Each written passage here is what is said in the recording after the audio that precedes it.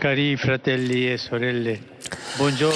Chers frères et sœurs, bonjour.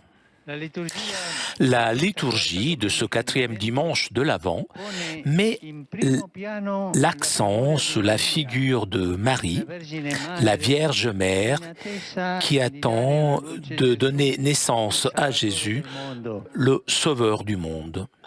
Fixons notre regard sur elle, modèle de foi et de charité, et nous pouvons nous demander quelles ont été ses pensées pendant les mois d'attente.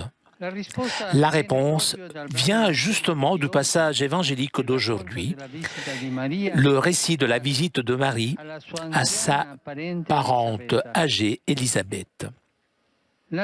L'ange Gabriel lui avait dit qu'Élisabeth attendait un fils et qu'était déjà dans le 6e mois.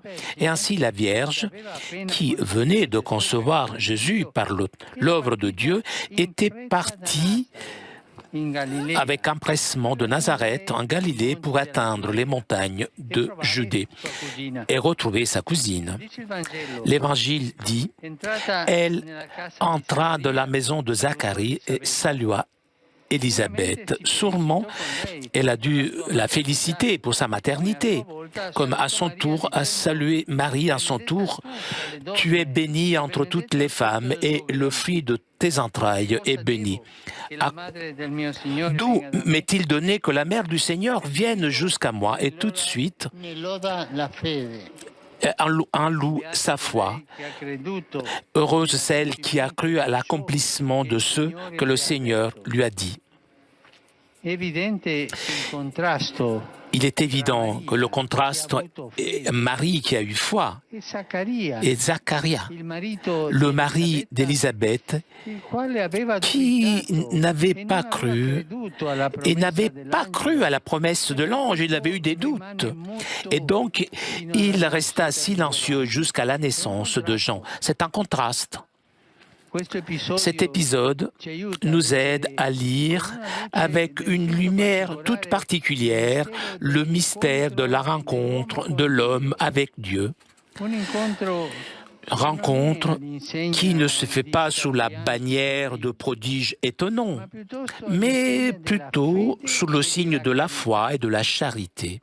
En effet, Marie est bénie parce qu'elle a cru. La rencontre avec Dieu est le fruit de la foi. Zacharie, en revanche, qui a douté, qui n'avait pas cru, restait sourd et muet,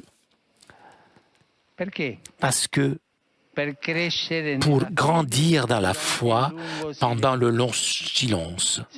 Sans foi, nous restons inévitablement sourds à la voix consolante de Dieu. Et nous restons incapables de prononcer des mots de consolation et d'espoir pour nos frères.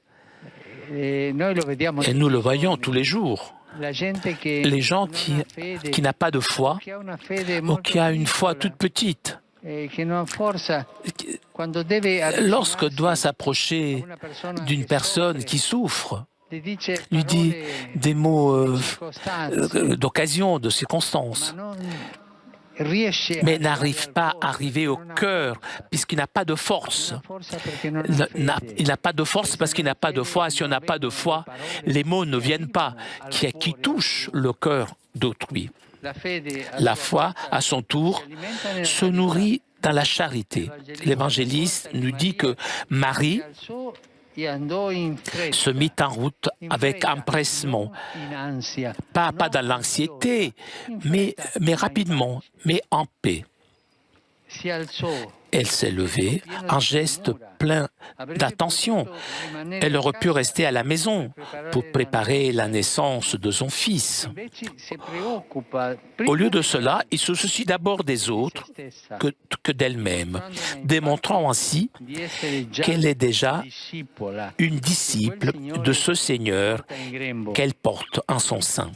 L'événement de la naissance de Jésus a commencé comme ça, par un simple geste de charité.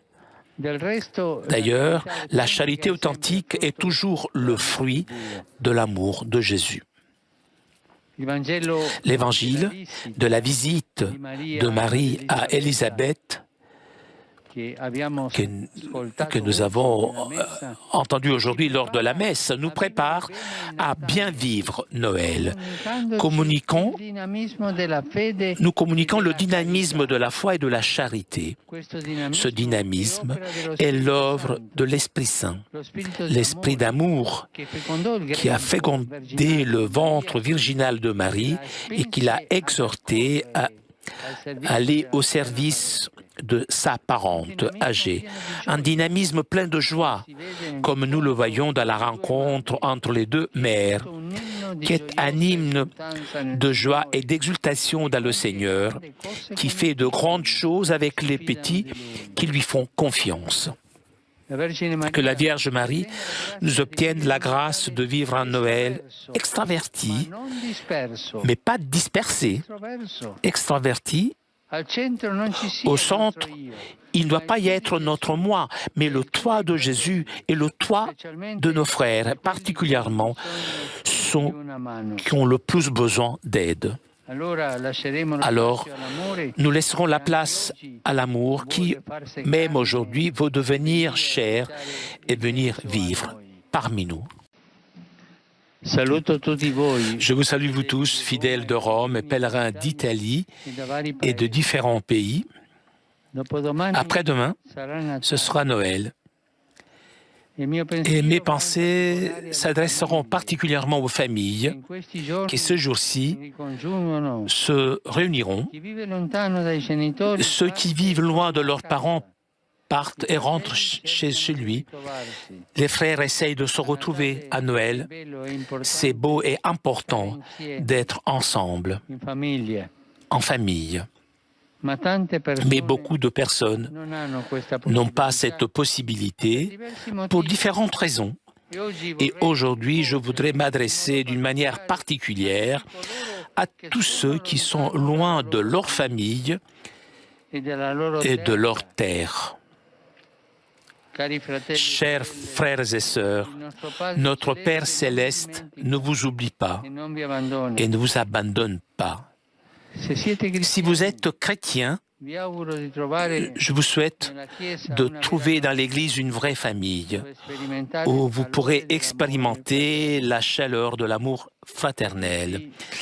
Et à tous ceux qui sont éloignés de leur famille, les chrétiens et non chrétiens, je dis, les portes de la communauté chrétienne sont ouvertes. Jésus est né pour tous et donne à tous l'amour de Dieu.